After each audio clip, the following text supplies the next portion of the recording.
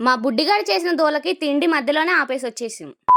ఇక మ్యాటర్ ఏంటంటే యాక్చువల్‌గా మేము అసలు ఎప్పుడు బయటికెళ్ళమనమాట మా వాడిని తీసుకొని. ఎందుకంటే మా వాడు ఎంత దూలోడో మాకే తెలుసనమాట. మాకే గాదు మా ఫ్యామిలీ వాళ్ళకి గూడా వామ్మో! సలారొస్తున్నాడా అంటే వద్దులెండి అనే రకం అనమాట. అంత దూల చేస్తాడు. అంత చిన్న పిల్లవాడు ఏం దూల చేస్తాడక్కా అని మీకు డౌట్ రావచ్చనమాట. సో, మొన్న మేము ఫ్యామిలీ అంతా కలిసి మండీకెళ్దాం అనుకున్నాం. అదే మా ఫస్ట్ మండీ అనమాట. మా బుడ్డిగాడిని తీసుకొని బయటికెళ్ళడం ఇదే ఫస్ట్ ఎక్స్‌పీరియన్స్ చేద్దాం అనుకున్నాం. ఈ ఫస్ట్ ఎక్స్‌పీరియన్సే వరస్ట్ ఎక్స్‌పీరియన్స్ అయితదని మేమైతే కల్లో గూడా అనుకోలేదనమాట.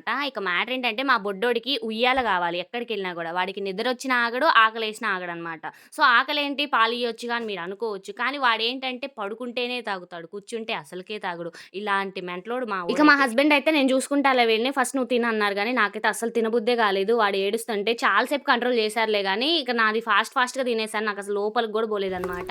ఇక వెంటనే మా హస్బెండ్‌కి ఇచ్చాను. మా హస్బెండ్‌కి ఇచ్చేటప్పటికి గూడా ఫుల్ ఏడుస్తున్నాడనమాట. చూడండి ఎలా ఆడిస్తున్నారు మా బాబుని మా హస్బెండ్. మీకు గూడా ఉన్నారా ఇలాంటి దూల పిల్లగాళ్ళు?